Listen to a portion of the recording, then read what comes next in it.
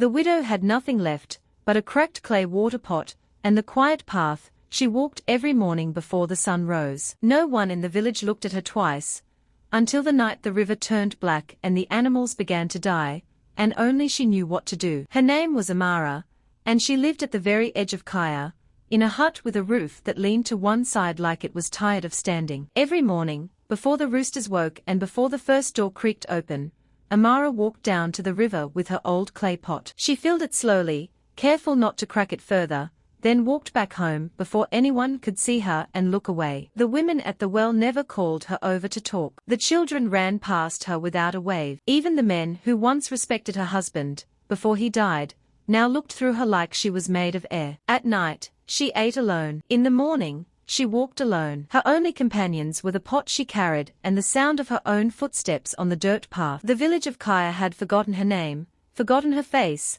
forgotten that she was even there at all. She had learned to live like a shadow, present, but never seen. And that was how she liked it. Until the night everything changed. 3 years had passed since Amara buried her husband, Obi, under the old baobab tree at the edge of the village. He had been a hunter, known for his sharp eyes and steady hands, and for a while, people had shown her kindness because of him. But kindness fades fast when there is no one left to remind others of it. The first wound came at the market. Amara would arrive early, before the good stalls filled up, and lay out the few yams she had grown herself. One morning, a trader named Ud knocked her basket aside with his elbow, spilling her yams into the dirt. He didn't stop to help. He didn't even turn around. "Move your things, widow," he said, as if she were a stray goat blocking his path. She gathered the yams in silence, wiped each one clean, and said nothing. The second wound came at the village well. The women gathered there every afternoon, laughing, trading stories, passing news from house to house. When Amara approached with her pot,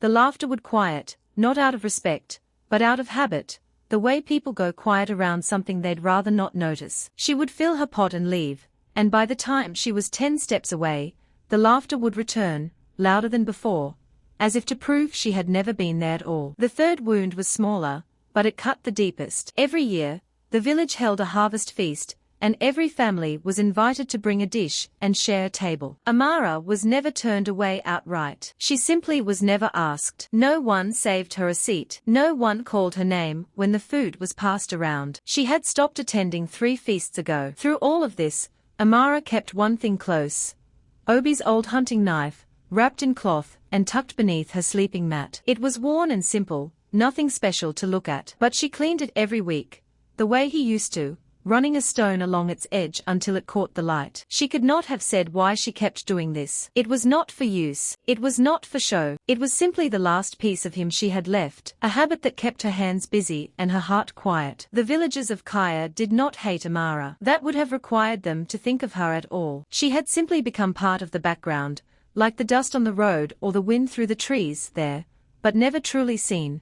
The trouble began on a night with no moon. A pack of wild animals crossed into Kaya from the forest beyond the hills, animals no one could name, with eyes that shone red in the dark and howls that did not match any creature the elders remembered. By morning, 3 goats were dead, torn apart near the edge of the village, and the fear spread from hut to hut faster than the news itself. Chief Obasai called the strongest men together that same day. They gathered spears, torches, and drums to scare the animals off, and they marched into the forest with loud voices and louder confidence. By nightfall, they returned with nothing to show but torn clothes and wide eyes. One man had been bitten on the leg. Another swore he saw something moving between the trees that was neither wolf nor hyena, something bigger, something wrong. The chief said nothing that night. He simply told everyone to lock their doors. The second attack came 2 days later, closer to the village center this time. A family's chickens were slaughtered in their coop, and the family's youngest son barely made it inside before something large slammed against the door. The elders met at dawn, their faces tight with worry. They tried old remedies, burning certain leaves at the village entrance, placing charms above doorways, but the howls only grew louder each night, circling closer. Ud, the same trader, who had once knocked Amara's yams to the ground, stood before the chief with his chest puffed out, boasting that he would end this himself. He gathered a group of men and set traps along the forest path, using meat as bait. The next morning, the traps were destroyed, snapped apart like twigs, and the meat was gone. Whatever was out there was smarter than traps, stronger than spears, and patient enough to wait. By the 5th night, no one in Kaya slept easy. Mothers kept children inside from sunset to sunrise. Men took turns standing guard with shaking torches, afraid to look too closely into the dark. Even Chief Obasai, who had led the village through droughts and floods, sat outside his hut with his head in his hands, unsure what to try next. The animals kept coming, closer and closer, and nothing the strong men did seem to matter. Kaya was a village full of warriors, hunters, and elders, and not one of them had an answer. The forest was winning, and everyone knew it. On the 6th night, Amara heard the howls grow close, closer than they had ever been. She did not hide under her mat like the nights before. Instead, she rose, lit a small lamp, and reached beneath her sleeping mat for Obi's old hunting knife. Her hands did not shake as she unwrapped the cloth. They moved the way they used to, years ago, before the village had forgotten her. She remembered nights just like this one, back when Obi was alive. He had not always been a quiet hunter working alone. Before Kaya knew him as a husband, he had tracked animals just like these, wild dogs that came down from the northern hills during the dry seasons, when prey grew scarce in the forest. Amara had walked beside him on those hunts, carrying his tools, learning to read broken branches, and disturbed dirt the way other women learned to read faces. He had shown her how the dogs moved in circles before they struck, how they tested fences before finding the weak point, how fire alone could not stop them, only smart placement of it could. She had not touched that knowledge in years. There had been no reason to. The village did not ask widows for guidance, no matter what they had once known. But tonight, as the howls circled closer, something in her would not let her stay still. Amara stepped outside into the dark, knife in hand, and walked toward the sound instead of away from it. Her neighbor, peering through a cracked door, hissed at her to go back inside, calling her foolish, calling her in danger. She did not answer. She kept walking, past the well where the women once laughed without her, past the market where her yams had been knocked to the ground, straight toward the edge of the village where the animals had struck 5 times already. She crouched low near the fence line, studying the ground the way Obi had taught her, searching for the broken branches, the scattered dirt, the signs everyone else had missed because no one had thought to look. Her heart pounded, but her hands stayed steady. For the first time in 3 years, Amara was not walking through Kaya unseen. She was walking with purpose, and she knew exactly where the danger would come from next. The fence line was quiet, too quiet,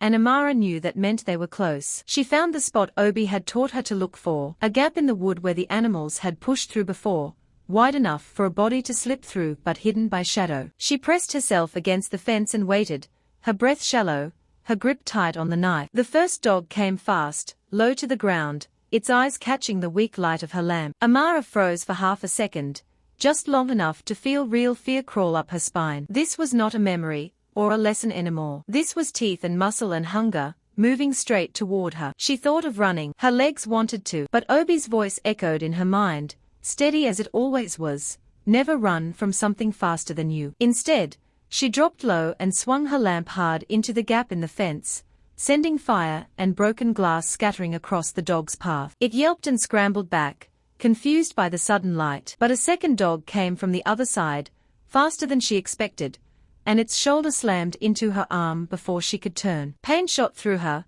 sharp and hot, and the knife nearly slipped from her hand. She did not let go. Amara twisted her body the way Obi once showed her in practice, using the dog's own weight against it, and drove the handle of the knife hard into its side, not to kill, but to startle it back. It worked. The dog stumbled, disoriented, and turned to flee back through the gap. The first dog, still confused by the fire, followed close behind, and within moments, both animals disappeared into the dark tree line, yelping as they went. Amara stood alone in the silence that followed, her arm throbbing, her lamp shattered on the ground, her breathing ragged. Blood trickled from a scrape near her shoulder where the dog had struck her. She did not celebrate. She did not smile. She simply sat down against the fence, pressed her hand to the wound, and stared into the dark forest, making sure nothing else was coming. For the first time in 3 years, Kaya was quiet, not because people were hiding, but because the danger had truly passed. And Amara had paid for that silence with her own blood. By morning,